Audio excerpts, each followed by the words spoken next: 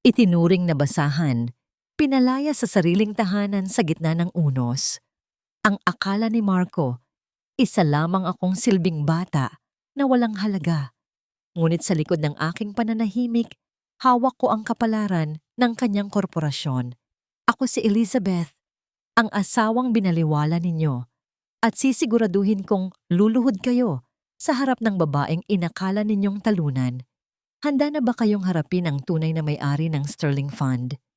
Pirmahan mo na lang ang mga papel na ito at huwag ka ng maraming tanong. Ubos na ang pasensya ko sa isang katulad mong walang silbi sa bahay na ito. Ang boses ni Marco ay kasing lamig ng hanging dala ng hanging habagat sa labas ng kanilang mansyon. Walang bakas ng pag-aalinlangan, walang kahit katiting na init ng pagmamahal na dati ay ipinangako niya sa harap ng dambana. Ang mga salitang binitawan niya ay tila mga punyal na isa-isang bumaon sa dibdib ni Elizabeth na iniwan siyang nakatayo sa gitna ng malawak at madilim na sala. Sa mga sandaling iyon, ang mga kamay ni Elizabeth ay nanginginig habang hawak ang isang mangkok ng mainit na sabaw ng sinigang.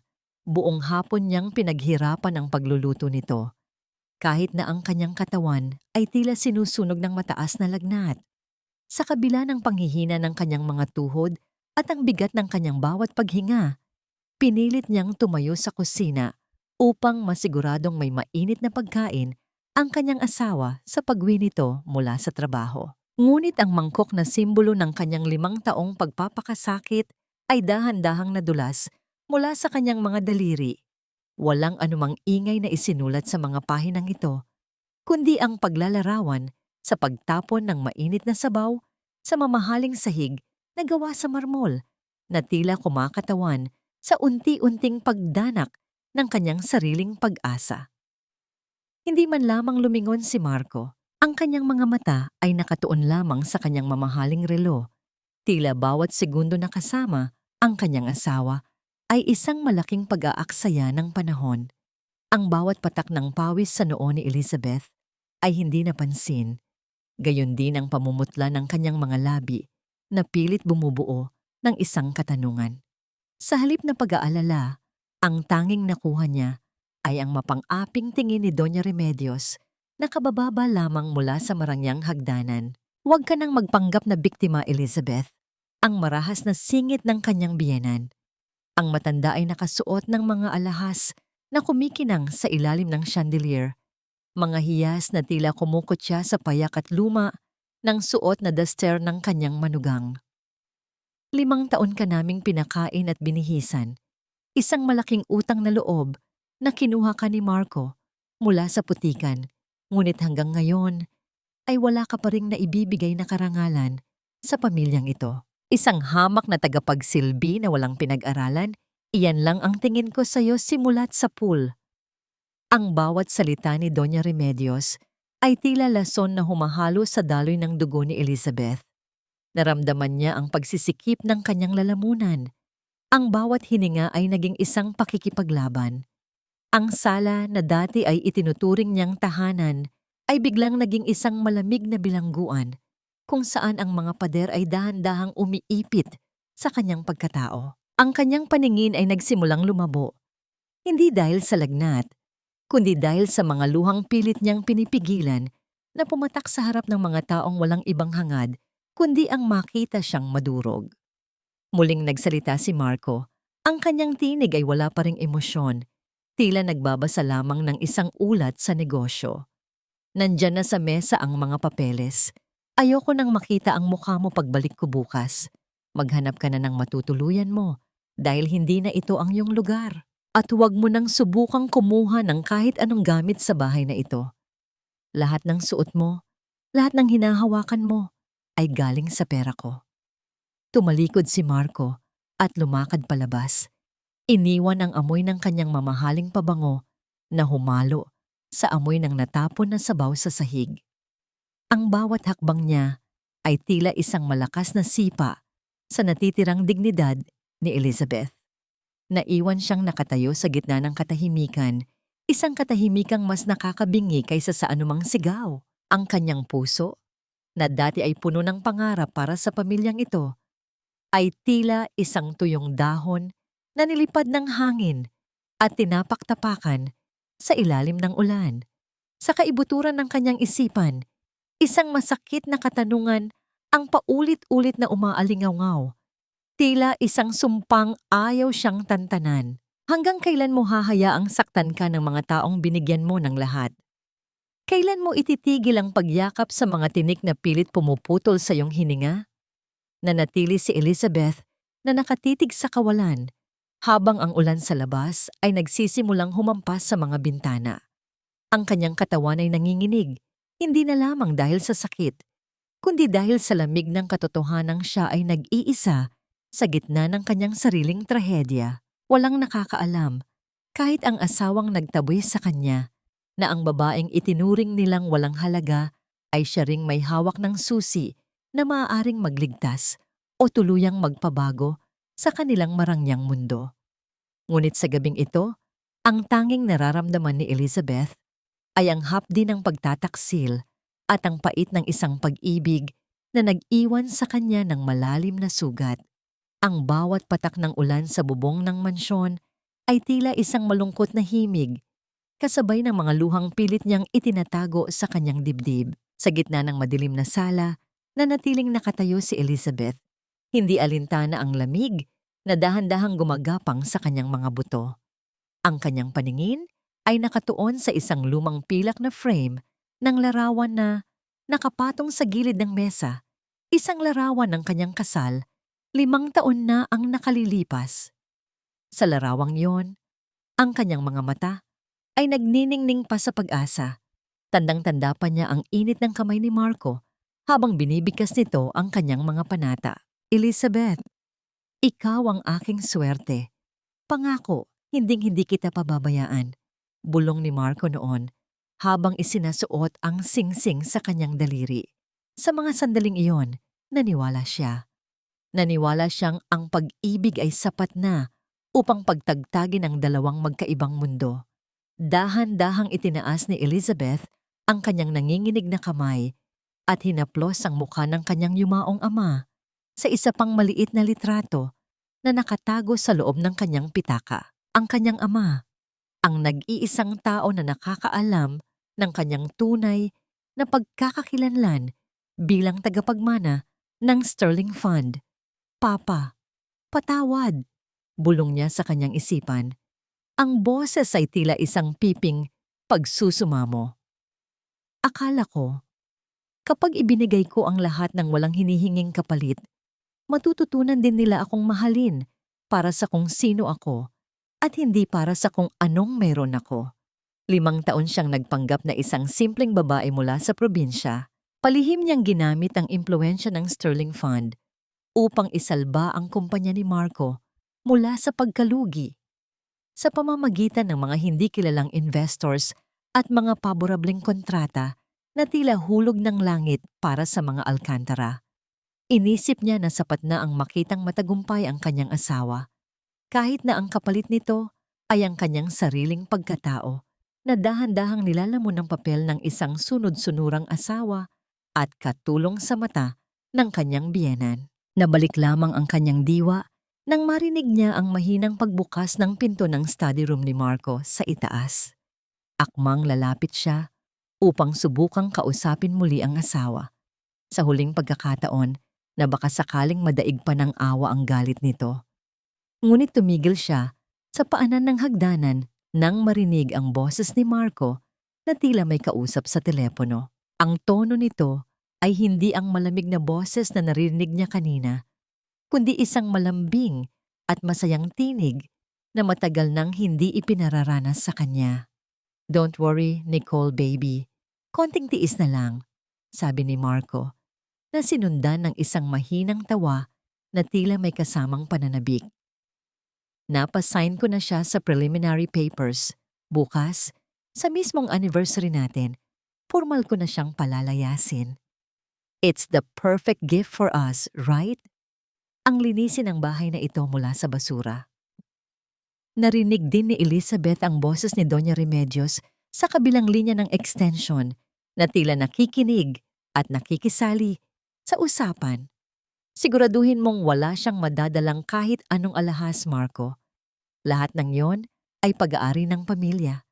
I can't wait to have a daughter-in-law with class, like Nicole. Hindi tulad ng probinsyanang yan na amoy kusina kahit anong gawing paligo. Ang bawat salita ay tila mga linta na sumisip-sip sa natitirang lakas ni Elizabeth. Ang anibersaryo na inaasahan niyang magiging araw ng muling pagkakasundo ay binalak na pala nilang maging araw ng kanyang formal na pagpapatapon. Ang pag-ibig na kanyang inalagaan ay isa palang masalimuot na bitag ng pagsasamantala. Dahan-dahang napaatras si Elizabeth. Ang kanyang likod ay sumandal sa malamig na pader ng hallway. Sa dilim, ang kanyang mga mata na dati ay puno ng luha ay biglang nagbago. Ang pait ay dahan-dahang napalitan ng isang matigas at malamig na determinasyon. Ang bawat pangungutya sa kanyang pagkatao, ang bawat pagyurak sa kanyang dangal, ay tila mga uling na nagpapaningas sa isang apoy na matagal na niyang pilit na pinapatay. Sa labas, ang kulog ay gumuhit sa kalangitan na sinundan ng isang liwanag na tumagos sa bintana at tumama sa mukha ni Elizabeth. Sa mga sandaling iyon, hindi na siya ang asawang api. Ang kanyang mga daliri ay humigpit sa hawakan ng kanyang maliit na pitaka, kung saan nakatago ang isang itim na card, ang susi sa Sterling Fund na 5 taon niyang hindi hinawakan. Habang naririnig niya ang tawanan ni Marco at Doña Remedios mula sa itaas, isang huling luha ang pumatak sa pisngi ni Elizabeth. Pinunasan niya ito ng mabilis at marahas. "Kung basura ang tingin ninyo sa akin," bulong niya sa hangin. Ang boses ay kasing talim ng isang espada. "Ibibigay ko sa inyo ang mundong nararapat para sa mga tulad ninyo, isang mundong walang iniwan, kundi mga abo ng inyong sariling kayabangan." Tumalikod siya at dahan-dahang lumakad pabalik sa kanyang maliit at madilim na silid, habang ang tunay na bagyo ay hindi na nanggagaling sa langit, kundi sa loob ng kanyang pusong handa na para sa isang marahas na pagbabalik. "Maghain ka na, Elizabeth. Huwag mong paghintayin ang bisita ko. Mahiya ka naman kay Nicole. Siya ang nagdala ng swerte sa kumpanya ngayon, hindi tulad mo na pabigat." Ang boses ni Marco ay walang halong biro. Tila isang utos sa isang katulong na matagal nang hindi binabayaran. Sa gitna ng marangyang hapagkainan, nakaupo si Marco katabi ang isang babaeng nakasuot ng matingkad na pulang damit. Si Nicole. Ang bawat haplos ni Nicole sa braso ni Marco ay tila isang lason na dahan-dahang kumakalat sa silid, habang si Doña Remedios ay nakangiti ng matamis sa babaeng itinuturing nilang tagapagligtas ng kanilang kumpanya. Sa loob ng kusina, ang mga kamay ni Elizabeth ay nanginginig habang hawak ang isang malaking tray ng pagkain. Ito ang kanilang 5 anibersaryo ng kasal. Buong araw siyang naghanda. Binuhos ang huling lakas ng kanyang may sakit na katawan upang iluto ang lahat ng paboritong putahe ni Marco. Ngunit ang bawat pagkaing inihain niya ay tila naging abo sa kanyang paningin nang makita ang asawang masayang nakikipag-ugnayan sa ibang babae sa mismong mesa kung saan sila dapat nagdiriwang. Dahan-dahang lumapit si Elizabeth sa hapag. Ang tunog ng kanyang mga yapak sa sahig ay tila mga huling tibok ng isang pusong malapit ng huminto. Inilapag niya ang ulam sa harap ni Nicole, ngunit bago pa siya makalayo, itinaas ni Doña Remedios ang kanyang kamay ng may pandidiri. "Elizabeth, punasan mo ang gilid ng plato ni Nicole. May kaunting talsik ng sabaw. Napakabura mo talaga kahit kailan." Ang maanghang na punan ng kanyang biyenan. Ang matanda ay humigop ng alak at tumingin kay Nicole nang may paghanga. "Pasensya ka na, Nicole Hija. Ganito talaga kapag kumuha ka ng asawang galing sa kalyeng walang pinag-aralan, hindi marunong sa etiquette." Isang mapait na ngiti ang sumilay sa mga labi ni Nicole. "It's okay, tita. Sanay naman po ako sa mga ganitong klaseng staff, right, Elizabeth?" Walang kibo si Elizabeth. Ang kanyang mga mata ay nanatiling nakayuko, nakatitig sa puting tela ng table napkin. Naramdaman niya ang init ng luhang pilit na kumakawala sa kanyang mga mata. Sa bawat segundo ng panlalait, ang kanyang dibdib ay tila binibiyak ng isang mapurol na lagari. Ang pag-ibig na itinanim niya sa loob ng 5 taon ay dinuduraan at niyayapakan sa harap mismo ng kanyang mukha. Sa isang sandali ng kahinaan, habang iniaayos niya ang baso ni Marco, isang malinaw na patak ng luha ang dahan-dahang kumawala mula sa kanyang mga pilik mata. Ito ay mabilis na pumatak at humalo sa mainit na sabaw ng ulam na inihanda niya ng may pagmamahal. Isang tahimik na saksi sa kanyang huling sakripisyo, isang piraso ng kanyang nadurog na puso na pilit na isinasama sa huling handog para sa lalaking pilit siyang binubura sa mundo. Bakit ka umiiyak? Pinapahiya mo ba kami sa harap ng bisita ko? Ang boses ni Marco ay muling humampas, mas matigas at mas walang puso kaysa kanina. Inilapag niya ang kanyang tinidor nang may puwersa. Ang tunog ng bakal na tumama sa porselana ay tila isang babala ng paparating na unos. Kung hindi mo kayang gawin ang trabaho mo ng maayos, umalis ka na rito. Huminga ng malalim si Elizabeth, pilit na pinatatag ang kanyang boses. Marco, anibersaryo natin ngayon. Inakala mo ano? Na magdiriwang ako kasama ang isang babaeng walang ibang alam, kundi ang maglinis ng bahay. Pinutol ni Marco ang kanyang sasabihin nang may halong pagkasuklam. May kinuha siyang isang makapal na sobre mula sa loob ng kanyang Amerikana at marahas itong inihagis sa gitna ng mesa. Ang tunog ng pagbagsak ng mga papel ay tila isang huling hatol na binitawan sa isang nahatulang bilanggo. Pirmahan mo na yan, Elizabeth. Ngayon din, ang malamig na utos ni Marco. Ang bawat salita niya ay tila yelo na bumabalot sa buong silid. Ayoko nang mag-aksaya ng panahon.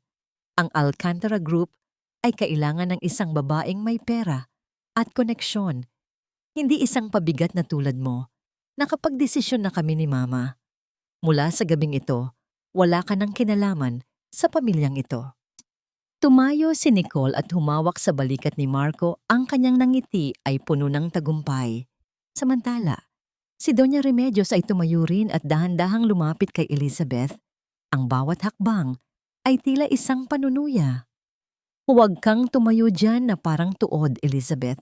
Kunin mo ang bolpen at pirmahan mo ang iyong kalayaan. O baka naman gusto mong kaladkarin ka pa namin palabas sa harap ng mga kapitbahay? Nakatitig lamang si Elizabeth sa mga papeles sa harap niya. Ang mga letra ay tila nagsasayaw sa kanyang paningin dahil sa labis na pait. Sa labas, ang langit ay tila nakikiramay. Ang mga kidlat ay nagsisimulang gumuhit ng mga sugat sa kadiliman ng gabi. Ang kanyang anibersaryo, ang araw na dapat ay simbolo ng kanilang pagkakaisa, ay naging entablado ng kanyang pinakamasakit na pagkatalo.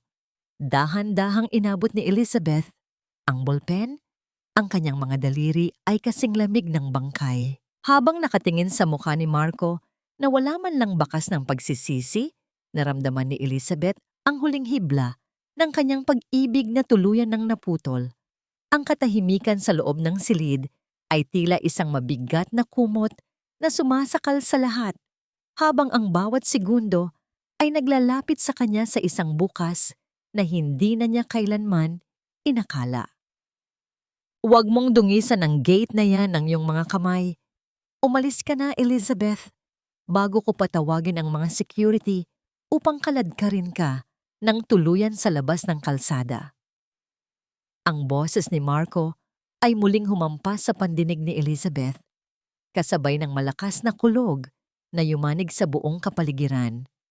Nakatayo siya sa labas ng malaking bakal na pinto ng mansyon, bitbit ang isang lumang maleta na tila ba huling piraso ng kanyang nadurog na pagkatao. Ang bawat patak ng ulan ay tila maliliit na karayom na tumutusok sa kanyang mainit na balat dahil sa lagnat na lalong lumala.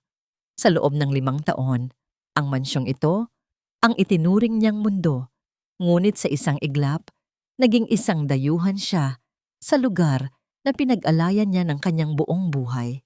Nagawa pa siyang tingnan ni Doña Remedios mula sa bintana ng ikalawang palapag. Ang mukha ng matanda ay puno ng mapang-aping tagumpay habang dahan-dahang isinasara ang makapal na kurtina. Walang anumang awa, walang kahit katiting na pagkilala sa lahat ng gabi na si Elizabeth ang nag-alaga sa kanya noong siya ay may sakit. Ang tanging naiwan sa harap ni Elizabeth ay ang malamig na bakal ng gate na tila isang pader na naghihiwalay sa kanyang nakaraan at sa isang madilim na kinabukasan. Dahan-dahang humakbang palayo si Elizabeth. Ang bawat paggalaw ng kanyang mga paa sa maputik na kalsada ay isang matinding paghihirap.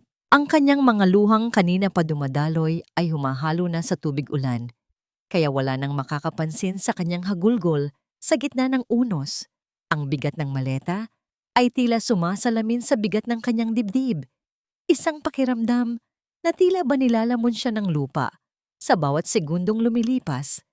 Ang mga luhang ito ay hindi lamang para sa nawalang pag-ibig, kundi para sa isang babaeng naniwalang sapat na ang kabutihan upang suklian ang katapatan. Sa kanto ng madilim na kalsada, isang figura ang dahan-dahang lumabas mula sa anino ng mga puno. Ito ay si Mang Fidel, ang matandang hardinero na siyang tanging naging saksi sa kanyang mga lihim na pag-iyak sa hardin. Ang matanda ay may hawak na isang malaking payong at sa kanyang mga mata ay makikita ang isang malalim na lungkot na hindi kayang pantayan ng kahit anong salita. Dahan-dahan niyang inilapit ang payong kay Elizabeth, pinoprotektahan ng babae mula sa lupit ng langit.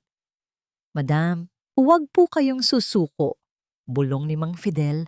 Ang boses ay nanginginig sa emosyon habang iniiaabot ang isang basang panyo.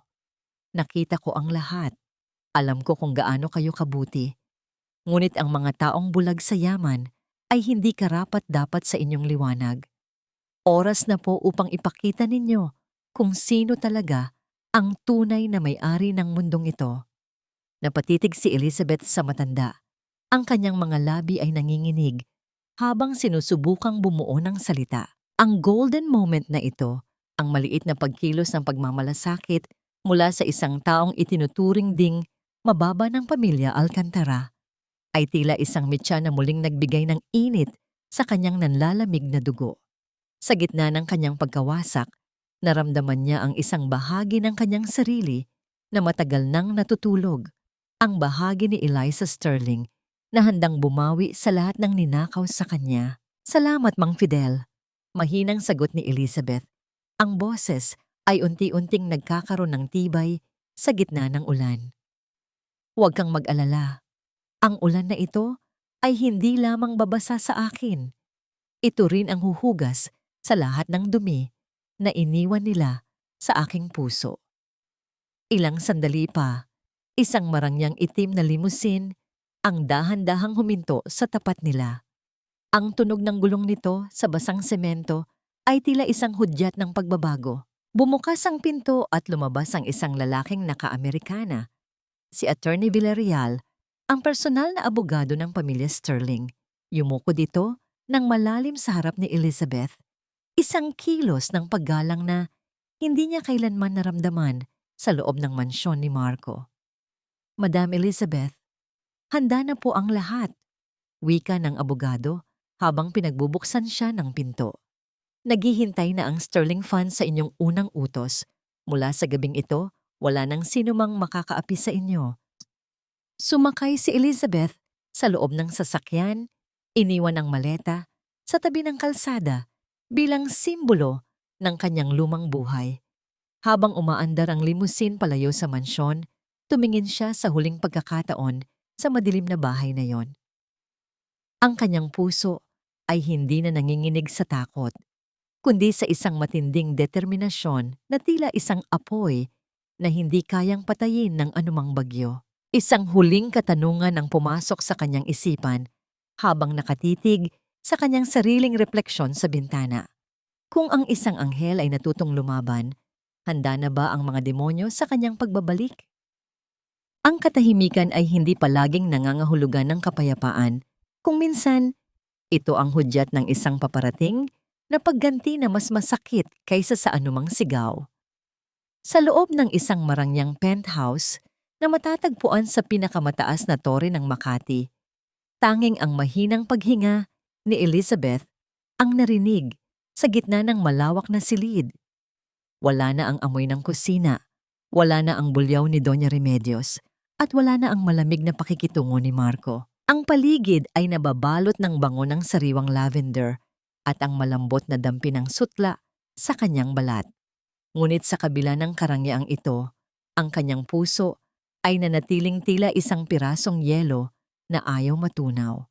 Dahan-dahang lumakad si Elizabeth patungo sa banyo na gawa sa purong marmol. Binuksan niya ang shower at hinayaan ang mainit na tubig na dahan-dahang dumaloy sa kanyang pagod na katawan. Ang bawat patak ng tubig ay tila humuhugas sa 5 taon ng dumi, pang-aapi at pagtitiis. Pinanood niya ang tubig na umaagos patungo sa drainage. Tila ba kasama nito ang lahat ng luhang ibinuhos niya sa sahig ng mansyong Alcantara. Habang ang usok mula sa mainit na tubig ay bumabalot sa silid, dahan-dahang naglaho ang imahe ng asawang api at muling nabuo ang anyo ng isang babaeng matagal na niyang kinalimutan.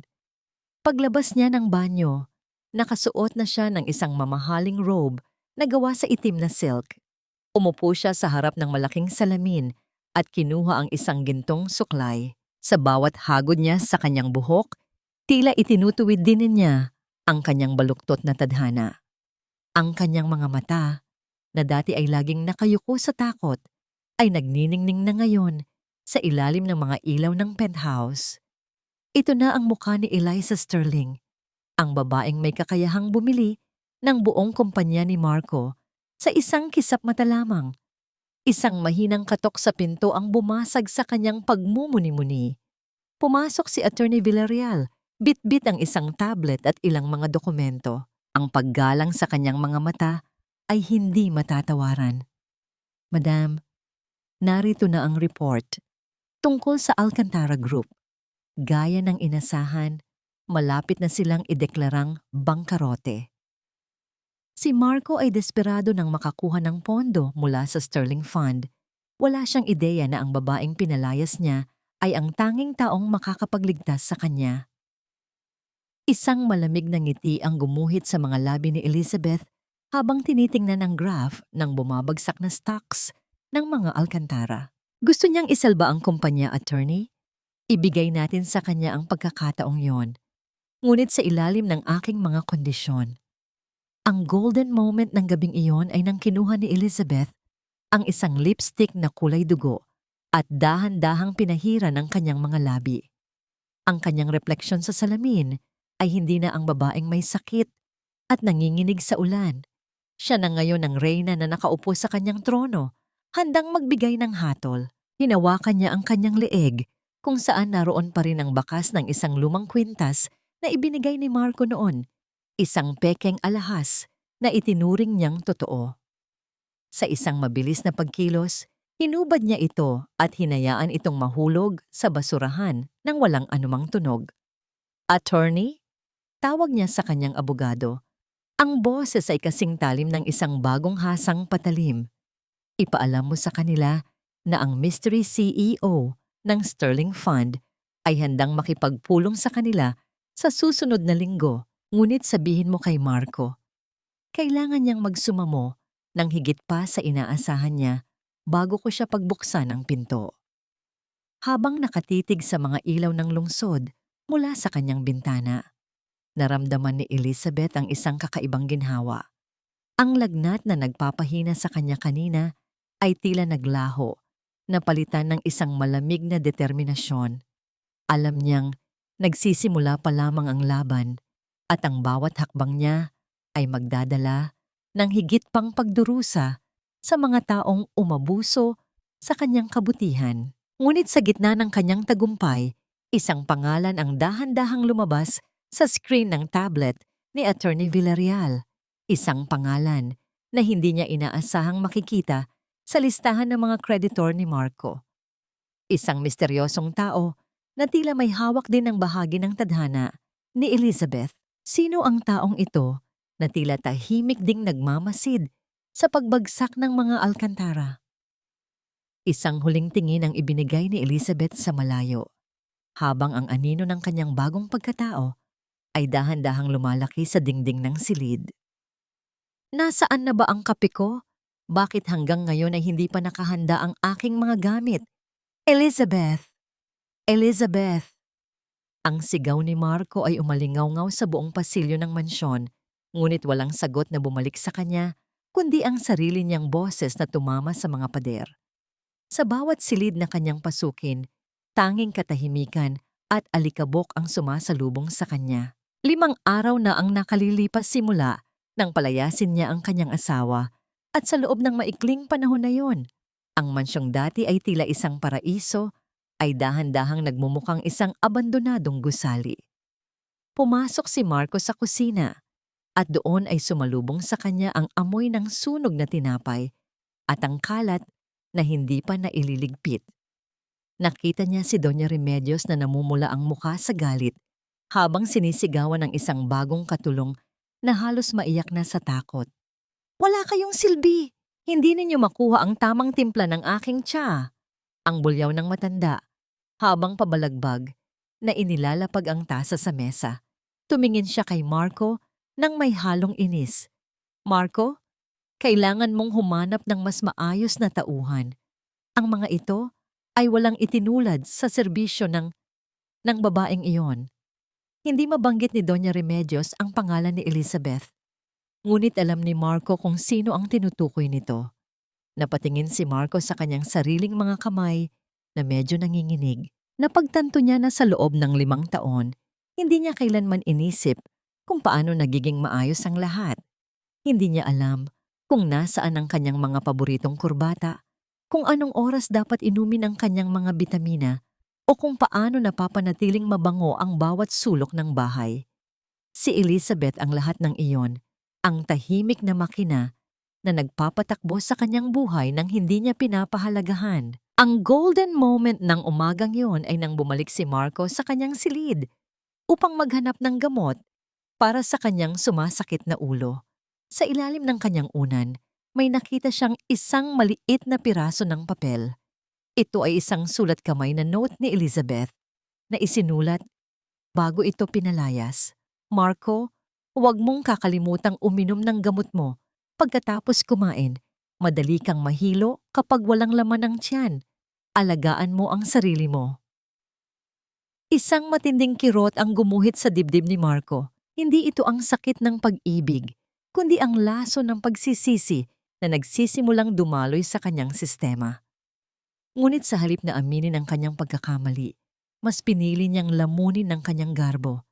Nilamukos niya ang papel at itinapon ito sa sulok ng silid. "Kasalanan mo ito, Elizabeth. Kung hindi ka naging pabigat, hindi sana tayo umabot sa ganito," bulong niya sa sarili.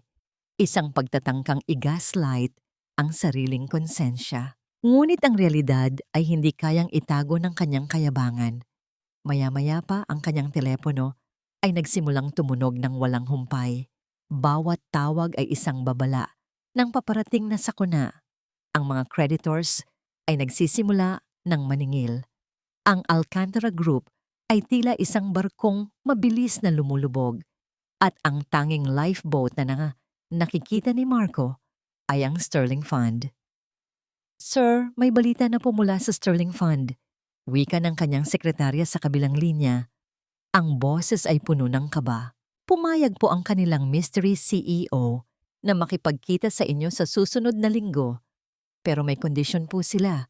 Kailangan niyo raw dalhin ang lahat ng dokumento ng inyong mga personal na ari-arian, kabilang ang titulo ng inyong mansyon." Napaupo si Marco sa gilid ng kanyang kama. Ang pawis ay dahan-dahang gumagapang sa kanyang likod.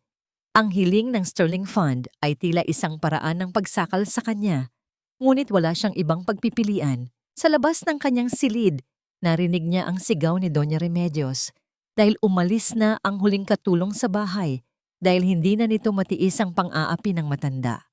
Ang mansyon ay naging isang malamig at madilim na lugar, isang kabaligtaran ng mainit na tahanang binuo ni Elizabeth. Habang nakatingin si Marco sa dilim, isang kakaibang pakiramdam ang bumalot sa kanya. Isang takot na tila may nagmamasid sa kanya mula sa itaas, naghihintay lamang ng tamang sandali upang bawiin ang lahat ng mayroon siya. Sino nga ba ang mystery CEO na ito? Bakit tila alam nito ang bawat kahinaan ng mga Alcantara? Ang katanungang ito ay naging isang dangling mystery na nagpuyat kay Marco sa buong gabi.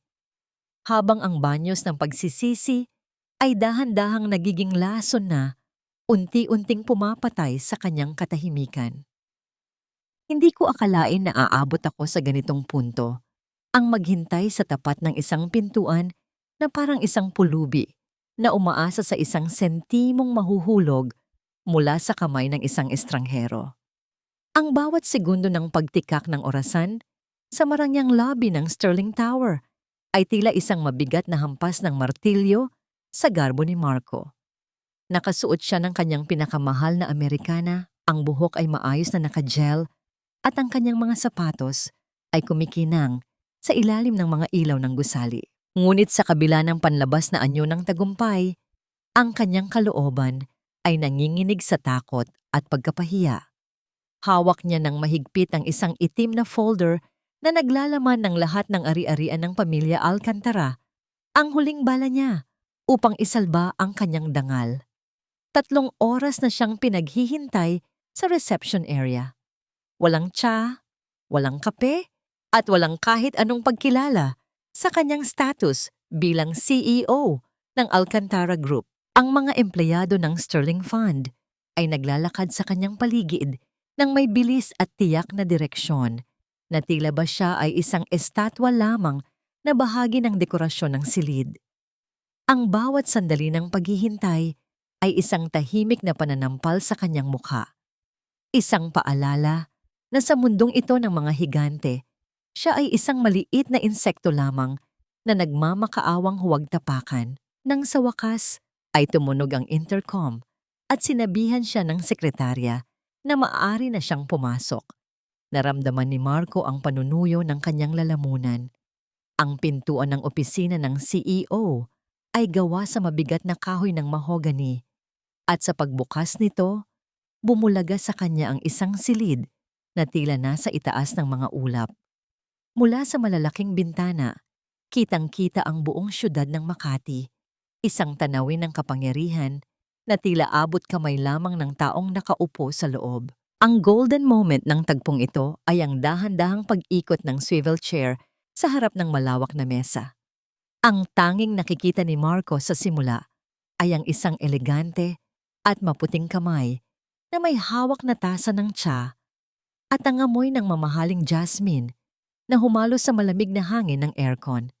Ang bawat paghigop ng babaeng nakatalikod ay tila isang sadyang pagpapabagal sa oras upang lalong pahirapan ang damdamin ni Marco. "Good afternoon, Madam CEO." Ang panimula ni Marco, ang kanyang boses ay bahagyang nanginginig. Inilapag niya ang folder sa mesa ng may labis na pag-iingat. "Ako po si Marco Alcantara. Narito po ako upang talakayin ang aming proposal para sa investment.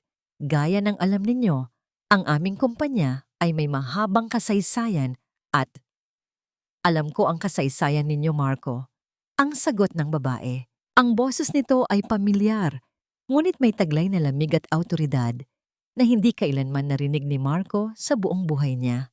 Ito ay isang boses na hindi nanggagaling sa isang biktima, kundi sa isang hukom. Dahan-dahang umikot ang upuan.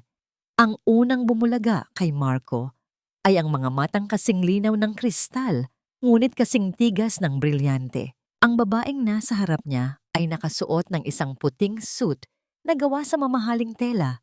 Ang kanyang buhok ay nakaayos ng perpekto at ang kanyang mga labi ay may kulay ng tagumpay. Wala na ang maputlang balat, wala na ang mga matang puno ng takot, at wala na ang duster na madalas niyang kutyain. "Elizabeth?" Ang salitang ito ay dahan-dahang lumabas sa bibig ni Marco.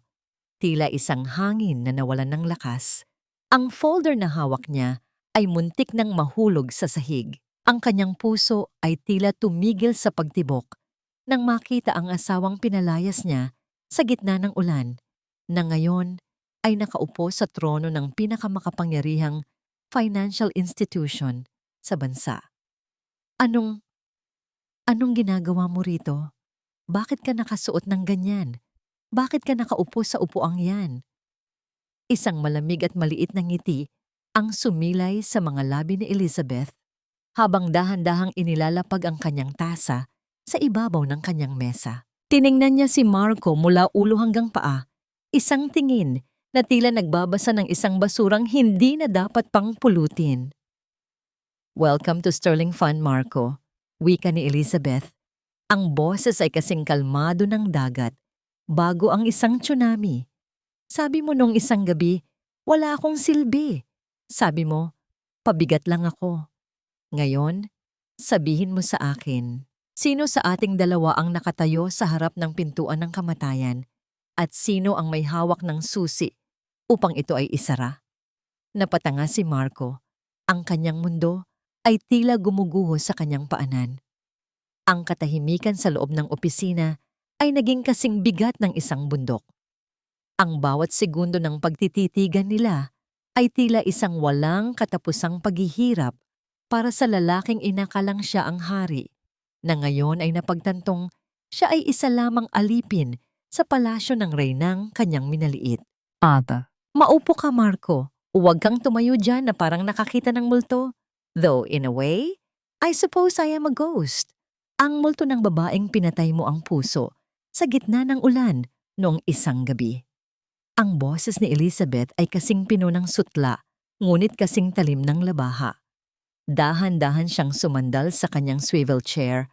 Ang kanyang bawat galaw ay puno ng awtoridad na tila ba ang buong gusaling ito ay sumusunod sa bawat kumpas ng kanyang daliri. Sa harap niya, si Marco ay tila isang batang naliligaw. Ang kanyang mga labi ay nanginginig at ang folder na hawak niya ay dahan-dahang nabitawan, bumagsak sa mamahaling carpet nang walang anumang ingay kundi ang bugso ng hangin mula sa aircon. "Elizabeth, paano?" Ang tanging lumabas sa bibig ni Marco. Ang kanyang boses ay tila isang gasgas na plaka, puno ng kalituhan at matinding takot. "Anong laro ito? You're just a housewife. Wala kang alam sa negosyo. Bakit ikaw ang nasa harap ko?" Isang malamig na tawa ang kumawala sa mga labi ni Elizabeth. Isang tawang walang halong saya, kundi puno ng pait at tagumpay. "Housewife, iyan ang gusto mong paniwalaan, Marco. I gave you 5 years to see me as a person. I gave you everything. My time, my care, even my silence. Pero ang tanging nakita mo lang ay isang basahan na maaari mong itapon kapag nakahanap ka na ng bago." Tumayo si Elizabeth at dahan-dahang lumapit sa malaking bintana. Ang refleksyon niya sa salamin ay tila isang diyosa ng katarungan. "Ang perang ginamit mo para isalba ang kumpanya mo 3 taon na ang nakalilipas? That wasn't a miracle from heaven. Galing iyon sa Sterling Fund. Galing sa akin. I was funding your dreams habang dinuduraan mo ang pagkatao ko." Ang golden moment ng paghaharap na ito ay nang dahan-dahang kinuha ni Elizabeth ang folder na ibinagsak ni Marco. Binuklat niya ito at isa-isang tiningnan ang mga titulo ng lupa at mga dokumento ng ari-arian. Sa bawat paglipat niya ng pahina, ang mukha ni Marco ay lalong nawawalan ng kulay. "Elizabeth, please, let's talk about this." Ang pagsusumamo ni Marco habang dahan-dahang lumalapit sa mesa, ang kanyang mga kamay ay nakabukas, tila nagmamakaawa. I was stressed. Ang daming pressure sa kumpanya. I didn't mean those things. Mahal kita, Elizabeth. Alam mo yan, di ba? Mag-asawa pa rin tayo." Tumigil si Elizabeth sa pagbabasa at tinitigan si Marco ng diretso sa mga mata. Ang tingin na yon ay tila isang hatol na nagpabagsak sa natitirang lakas ng lalaki. "Mahal? Ganyan ba ang definisyon mo ng pagmamahal, Marco? Ang ipahiya ako sa harap ng kabit mo, ang hayaan ng nanay mo Natratuhin akong parang hayop? No, Marco. You don't love me. You love the comfort I provided. You love the image of power you have. But that power, it's gone. Inilabas ni Elizabeth ang isang piraso ng tseke. Kinuha niya ang kanyang fountain pen at mabilis na nagsulat ng isang halaga. ₱1. Inilapag niya ito sa harap ni Marco. Iyan ang halaga mo sa akin ngayon, Marco. ₱1 para sa 5 taon ng pagsasayang ko ng panahon sa iyo. Napasuntok si Marco sa mesa, hindi dahil sa galit, kundi dahil sa desperasyon. You can't do this. Kailangan ko ang investment na ito. My company will die. My mother, Doña Remedios, mamatay siya kapag nalaman niyang nawala ang lahat sa amin. Then let her learn the truth. Ang malupit na sagot ni Elizabeth. Sabihin mo sa kanya na ang probinsya ng amoy kusina na pinalayas ninyo ang may hawak ng inyong hininga ngayon.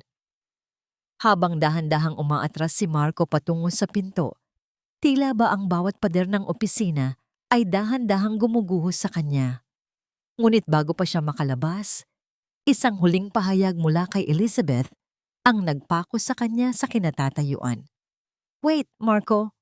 One more thing. Ang boses ni Elizabeth ay bumaba sa isang bulong na kasing lamig ng kamatayan. I didn't just reject your loan. I bought your debt. Mula sa oras na ito, lahat ng ari-arian ninyo, ang kumpanya, ang mga sasakyan, at maging ang mansyong tinitirhan ninyo ay pag-aari na ng Sterling Fund. You don't have 24 hours to leave, Marco. You have until sunset. Ang katahimikan sa loob ng tore ay naging kasing bigat ng isang sumpa. Naiwan si Marco na nakatitig sa kanyang asawa, ang babaeng inakala niyang talunan, na ngayon ay siya palang kukuha ng lahat ng mayroon siya. Ano ang ibig sabihin nito? Bakit may mga taong naglalagay ng pulang marka sa aking mga kagamitan? Marco, tawagan mo ang pulis. May mga magnanakaw sa loob ng bahay ko. Ang boses ni Doña Remedios ay pumailan lang sa marangyang sala, punong-puno ng paghihisterya at hindi makapaniwalang galit. Ang kanyang mga kamay, na dati ay tanging mga mamahaling alahas lamang ang hinahawakan, ay nanginginig habang itinuturo ang mga tauhan ng bangko na isa-isang nilalagyan ng inventaryo ang mga antigo at mamahaling muebles sa loob ng mansyon. Ang bawat gamit na minarkahan ay tila isang sugat sa kanyang pagkatao, isang patunay na ang mundong kanyang kinagisnan ay dahan-dahan nang naglalaho. Sa gitna ng kaguluhang ito, bumukas ang malaking pinto ng mansyon. Walang anumang ingay na nagmula sa pagsidlak ng liwanag mula sa labas, kundi ang dahan-dahang pagpasok ng isang aninong kasing tikas ng isang reyna. Si Elizabeth ay humakbang papasok. Ang kanyang bawat yapak sa sahig na marmol ay tila isang hudyat ng katarungan. Nakasuot siya ng isang itim na dress na yumayakap sa kanyang bagong anyo. Isang anyo ng kapangyarihan at hindi matitinag na dangal. Ikaw. Ang sigaw ni Doña Remedios nang makita si Elizabeth. Ang kanyang mukha ay namula sa puot. Ang mga ugat sa kanyang leeg ay tila puputok na sa sobrang galit. Anong ginagawa mo rito? Ikaw na babaeng hampas lupa. Siguro ay natutuwa kang makita kaming naghihirap. Umalis ka rito, bago ko ipahila ang iyong buhok sa mga gwardya. Hindi natinag si Elizabeth. Tiningnan niya ang kanyang dating biyenan nang may halong awa at lamig. Wala na ang iyong mga gwardya, Doña Remedios. Kahit ang mga taong binabayaran ninyo para protektahan ang inyong kasamaan ay umalis na dahil wala na kayong pambayad sa kanila. At tungkol naman sa bahay na ito, huminto si Elizabeth at dahan-dahang hinaplos ang gilid ng isang florera. Hindi na ninyo ito pag-aari. Ako na ang may hawak ng titulo ng mansyong ito. Tila isang kidlat na tumama sa katawan ni Doña Remedios ang narinig. Huwag mo akong lokohin. Paano ang isang tulad mong galing sa putikan ay magkakaroon ng ganitong kayamanan? Marco, nasaan ang anak ko? Si Marco ay abala sa pag-iimpake ng kanyang natitirang dignidad kung mayroon pa man. Ang kalmadong sagot ni Elizabeth. Sa sobrang galit, sumugod ang matanda. Itinaas ni Doña Remedios ang kanyang kamay upang sampalin si Elizabeth, isang kilos na madalas niyang gawin noon kapag nais niyang iparamdam ang kanyang kapangyarihan. Ngunit bago pa dumampi ang kanyang palad, mabilis na hinarangan ng isang matikas na bodyguard ang kanyang bisig. Ang pagkakahawak ng gwardiya ay sapat lamang upang pigilan ang matanda na naging sanhi upang mapaatras si Doña Remedios at mapaupo sa sofa na tila isang basang sisiw. Ang golden moment ng paghaharap na ito ay nang dahan-dahang lumapit si Elizabeth sa matanda. May kinuha siyang isang barya mula sa kanyang pitaka, isang maliit na 5 piso. Inilagay niya ito sa nanginginig na palad ni Doña Remedios. Pambili niyo ng dangal, Doña Remedios. Ang bulong ni Elizabeth. Ang boses ay kasing lamig ng hangin sa sementeryo. Mukhang naubusan na kayo nito simula nang ituring ninyo akong parang hayop sa bahay na ito. Itabi ninyo iyan. Baka sakaling sa susunod na buhay ay matutunan ninyo kung paano maging tao. Naiwan ang matanda na nakatulala sa barya. Ang kanyang mga labi ay bumubulong ng mga salitang walang kabuluhan. Ngunit ang paghihirap nila ay hindi pa natatapos doon. Biglang pumasok si Marco. Ang kanyang mukha ay puting-puti at ang kanyang mga mata ay tila luluwa na sa gulat habang nakatingin sa kanyang telepono. Mama, si Nicole, ang nanginginig na tinig ni Marco. Nakaalis na siya ng bansa. Ninakaw niya ang huling pondo na itinira ko sa personal account ko. At hindi lang iyon, naglabas siya ng statement sa media. Sinabi niya na ang lahat ng mga proyektong ipinagmamalaki ko ay mga pinekeng dokumento lamang. Ang katahimikan sa loob ng mansyon ay naging kasing bigat ng isang sumpa. Ang pagsabog ng balita tungkol sa pagtataksil ni Nicole ay tila huling pako sa kabaong ng pamilya Alcantara. Habang pinapanood ni Elizabeth ang mag-ina na dahan-dahang naglulugmok sa kanilang sariling dumi, tumalikod siya ng walang anumang bakas ng pagsisisi. Habang naglalakad siya palabas ng mansyong yon, isang kaisipan ang dahan-dahang nabuo sa kanyang isipan. Ang karma ay hindi lamang dumarating sa anyo ng kahirapan, kundi sa anyo ng pag-iisa habang ang lahat ng iyong pinahalagahan ay dahan-dahang kinukuha ng taong dati mong minaliit. Ngunit sino nga ba ang tunay na mastermind sa likod ng pagtakas ni Nicole? Mayroon pa bang mas malalim na lihim na hindi pa natutuklasan ni Elizabeth? Sa gitna ng bawat tagumpay, may isang bahagi ng puso na nananatiling sugatan, naghihintay ng haplos ng tunay na kapayapaan na hindi kayang bilhin ng ginto. Ang amoy ng sariwang sampagita at basang damo ay dahan-dahang humalo sa malamig na hangin ng sementeryo. Nakatayo si Elizabeth sa harap ng puntod ng kanyang ama, si Don Eduardo Sterling. Malayo ito sa ingay ng syudad, malayo sa mga kamera ng media na pilit humahabol sa balita ng pagbagsak ng mga Alcantara. Dito, sa ilalim ng matatandang puno ng nara, nararamdaman ni Elizabeth ang isang uri ng katahimikan na matagal nang ipinagkait sa kanya. Dahan-dahan siyang lumuhod at hinaplos ang malamig na marmol ng puntod. Papa, tapos na po. Bulong niya. Ang kanyang boses ay nanginginig sa pagitan ng ginhawa at pangungulila. Nakuha ko na ang hustisya. Wala na ang mga taong yumurak sa dangal natin. Pero bakit pakiramdam ko, may kulang pa rin? Bakit tila ang bigat pa rin ng bawat hininga ko? Ang golden moment ng hapon na iyon ay nang mapansin ni Elizabeth ang isang maliit na bata na naglalakad sa pagitan ng mga puntod. May bitbit na mga plastik na bote ng tubig upang ihandog sa mga bumibisita. Ang bata ay may madusing na mukha, ngunit may mga matang nagniningning sa pag-asa. Lumapit si Elizabeth at inabutan ng bata ng isang pirasong tinapay mula sa kanyang bag. Ang simpleng pasasalamat ng bata at ang matamis nitong nangiti ay tila isang mainit na liwanag na tumagos sa nanlalamig niyang puso. Sa pagkakataong yon, na-realize niya na ang tunay na kapangyarihan ay hindi lamang sa pagpaparusa sa masasama, kundi sa pag-abot ng kamay sa mga nangangailangan. Mukhang malalim ang iniisip ninyo, Miss. Isang baritono at mahinahong boses ang bumasag sa kanyang pagmumuni-muni. Paglingon niya, nakita niya ang isang lalaking nasa huling bahagi ng kanyang 30. May suot na simpleng puting polo at salamin.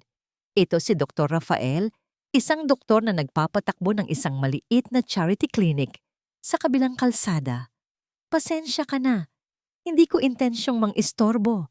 Nakangiting wika ni Rafael habang inilalagay ang isang bungkos ng bulaklak sa katabing puntod. Madalas kita rito makita nitong mga nakaraang araw. You look like someone carrying the weight of the whole world on your shoulders. Sometimes, you just need to breathe and let it go. Tumingin si Elizabeth sa lalaki. Nagtataka kung bakit ang isang estranghero ay tila mas nakakaintindi sa kanyang nararamdaman kaysa sa lalaking pinangakuan siyang mamahalin habang buhay. It's not that easy, doctor. Maikling sagot ni Elizabeth. I know, pag-amin ni Rafael. Healing is not a race. It's a journey. In my clinic, we don't just fix broken bones. We try to mend broken spirits too. If you ever need a place to just be yourself without the fancy suits and the bodyguards, you're welcome to visit us. Sa sumunod na ilang araw, nahanap ni Elizabeth ang kanyang sarili sa maliit na klinika ni Rafael. Hindi siya pumunta roon bilang CEO ng Sterling Fund, kundi bilang isang simpleng volunteer. Nakipaglaro siya sa mga bata, nakinig sa kwento ng mga matatanda, at dahan-dahang natutunang muling tumawa. Ang bawat haplos niya sa buhok ng isang batang may sakit, ang bawat pakikinig sa hinaing ng isang nanay, ay tila mga gamot na nagpapahilom sa kanyang sariling mga sugat. Sa bawat sandaling kasama niya si Rafael, naramdaman niya ang isang uri ng paggalang na hindi nakabatay sa kanyang bank account, kundi sa kanyang pagiging tao. Ngunit sa gitna ng kanyang dahan-dahang pagbangon, ang anino ng nakaraan ay hindi pa rin tuluyang lumilisan.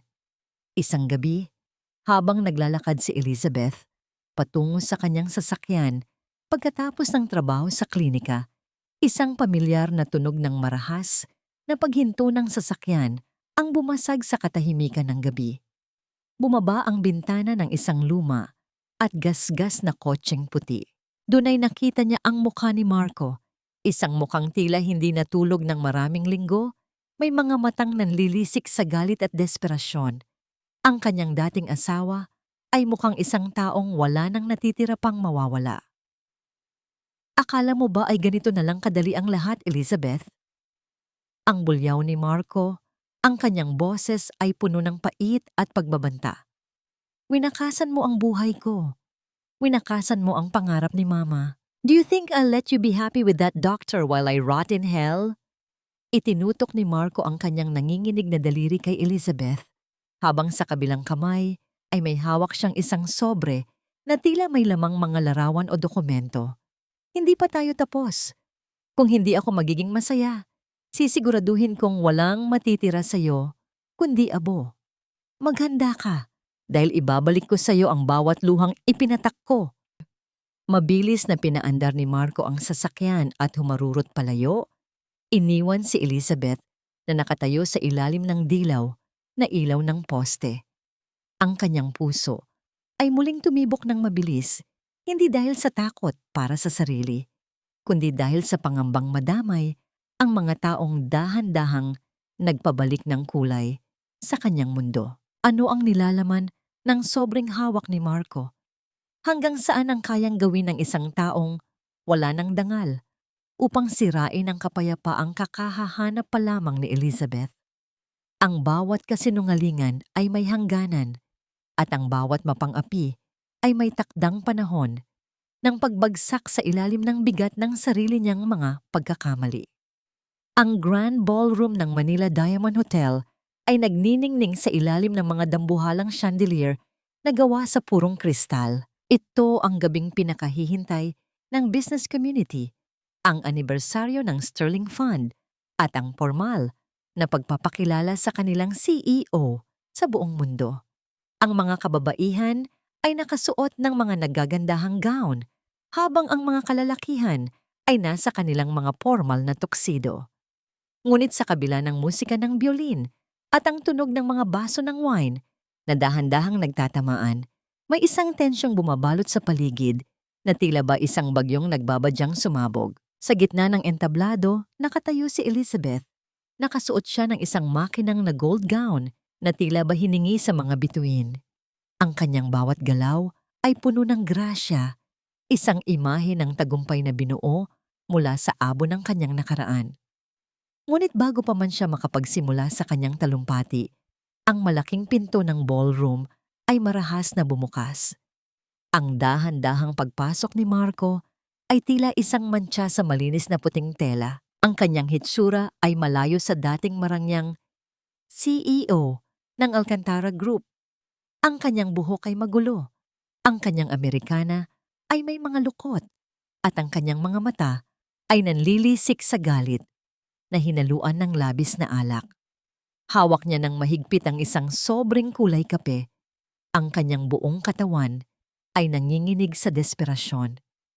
Itigil ang palabas na ito, ang sigaw ni Marco na umalingaw-ngaw sa buong silid, dahilan upang tumigil ang musika at mapunta sa kanya ang lahat ng atensyon. Ang mga bulungan ng mga bisita ay tila isang mabilis na agos ng tubig. Huwag kayong maniwala sa babaeng yan. Ang reynang nakatayo sa harap ninyo ay isang manloloko, isang hamak na katulong na nagnakaw ng pagkatao ng iba upang makuha ang sterling fund. Dahan-dahang lumakad si Marco patungo sa harap ng entablado, habang ang mga security guard ay akmang lalapit na, ngunit itinaas ni Elizabeth ang kanyang kamay upang pigilan sila. Ang kanyang mukha ay nanatiling kalmado, tila ba inaasahan na niya ang tagpong ito. Marco, sapat na ang kahihiyang ginawa mo sa sarili mo. Ang malamig na wika ni Elizabeth. Ang boses ay sapat lamang upang marinig ng lahat sa pamamagitan ng mikropono. Kahihiyan, ikaw ang dapat mahiya. Inihagis ni Marco ang mga larawan mula sa sobre patungo sa sahig. Ang mga ito ay mga larawan ni Elizabeth kasama si Rafael sa klinika na sadyang kinuha sa mga anggulong tila ba may malalim silang ugnayan bago pa ang divorce. Nakikipag-ugnayan ka na sa doktor na yan habang asawa pa kita. Ginamit mo ang pera ng Sterling Fund para saktan ng kumpanya ko dahil lang sa selos at pagnanasa sa ibang lalaki. You are a fraud, Elizabeth. Isang malakas na singhap ang narinig mula sa mga bisita. Si Doña Remedios, na nakatago sa gilid ng ballroom, ay lumitaw na may ngiti ng tagumpay, handang makisali sa pagpahiya sa kanyang dating manugang. Ngunit ang nangiting iyon ay hindi nagtagal. Dahan-dahang lumingon si Elizabeth sa malaking projector screen sa likod ng entablado.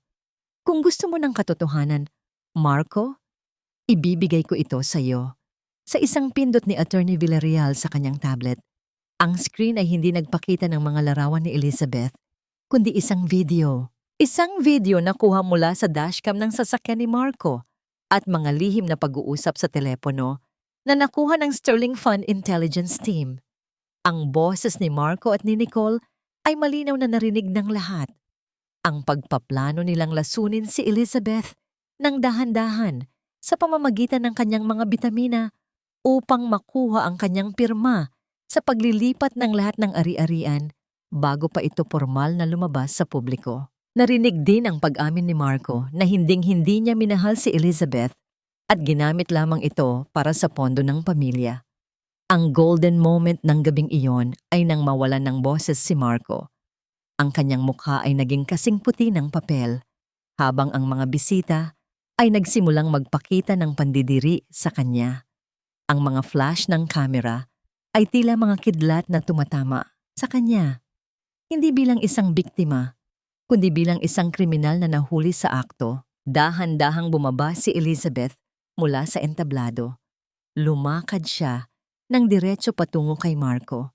Hindi siya sumigaw, hindi siya nanampal.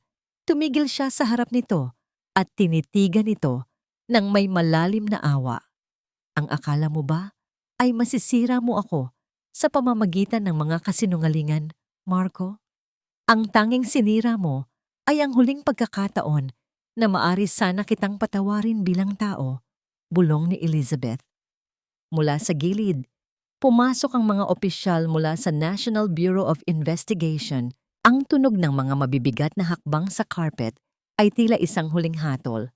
Mr. Marco Alcantara, you are under arrest for corporate fraud, embezzlement, and attempted frustrated murder. Habang pinuputan ng pusa si Marco, ang kanyang mga mata ay nagtagpo sa mga mata ni Elizabeth sa huling pagkakataon. Walang galit sa mga mata ng babae, tanging isang malawak na karagatan ng katahimikan. Iniwan ni Elizabeth si Marco na kinakaladkad palabas habang siya ay dahan-dahang lumakad patungo sa labas ng ballroom, hindi na lumingon pa sa kadilimang iniwan niya. Nakalabas na siya sa pinto nang may isang kamay na humawak sa kanyang balikat. Si Rafael. Ang tingin nito ay puno ng pag-aalala at paghanga. Ngunit bago pa sila makapagsalita, isang itim na sobre ang iniabot ng isang staff kay Elizabeth. Isang huling mensahe mula kay Marco na may nakasulat na hindi pa ito ang dulo. Ang pinakamagandang uri ng paghihiganti ay hindi ang makitang nagdurusa ang iyong mga kaaway, kundi ang mabuhay ng maligaya at malaya mula sa anino ng kanilang nakaraan. Ang malamig na simoy ng hangin mula sa dagat ay dahan-dahang humahaplos sa mukha ni Elizabeth. Tila ba isang banayad na paalala na ang bagyo ay tuluyan ng lumipas. Wala na siya sa maingay at magulong syudad ng Manila. Narito siya ngayon sa isang payak ngunit eleganteng villa sa Pampang ng Batangas kung saan ang tanging maririnig ay ang banayad na paghampas ng mga alon sa mapuputing buhangin. Ang huling liham ni Marco na nagsasabing hindi pa tapos. Ang lahat ay naging isang walang kabuluhang banta na lamang. Sa tulong ni Attorney Villarreal, napatunayan sa korte ang lahat ng tangkang pananakit at pagnanakaw ng mag-inang Alcantara. Si Marco ay nahatulan ng mahabang taon sa kulungan habang si Doña Remedios dahil sa katandaan at sa biglaang paghina ng katawan. Matapos mawala ang lahat ng yaman, ay dinala sa isang pasilidad sa probinsya kung saan siya ay inaalagaan ng sapat, ngunit malayo sa marangyang buhay na dati niyang ipinagmamalaki. Ang Sterling Fund ay hindi na lamang isang institusyong pampinansyal. Sa ilalim ng pamumuno ni Elizabeth, ito ay naging The Sterling Haven, isang pundasyon na nagbibigay ng proteksyon, legal na tulong at bagong simula para sa mga kababaihang biktima ng domestic abuse at pang-aapi. Ang mansyong Alcantara, ginawa itong main center ng pundasyon kung saan ang mga kwartong dati ay saksi sa pait ni Elizabeth ay puno na ngayon ng tawanan ng mga batang muling nangarap at mga inang muling nanindigan. Ang golden moment ng hapon na yon ay nang dahan-dahang lumakad si Elizabeth patungo sa dalampasigan, hubad ang kanyang mga paa at hinahayaang lumubog ang kanyang mga daliri sa malambot na buhangin. Huminto siya sa gitna ng tubig na umaabot hanggang sa kanyang mga bukong-bukong.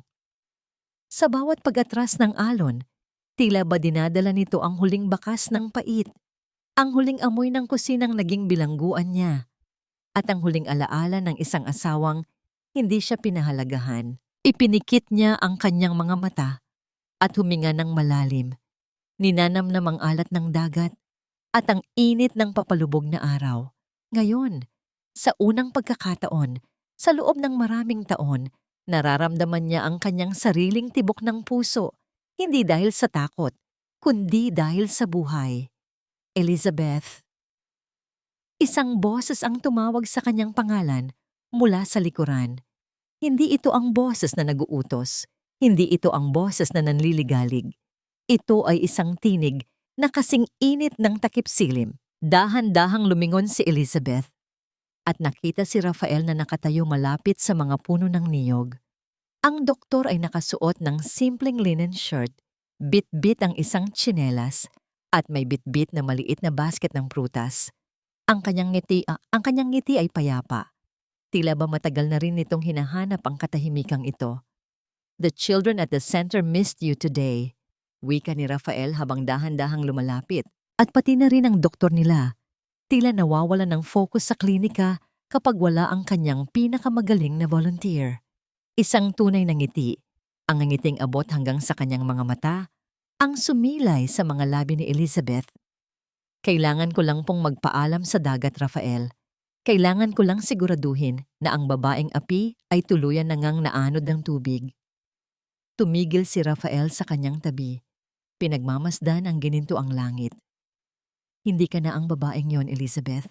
Ang nakikita ko ngayon ay isang reynang nahanap ang kanyang sariling kaharian sa loob ng kanyang puso." Nagtagpo ang kanilang mga mata at sa sandaling iyon, walang kailangan pang sabihin.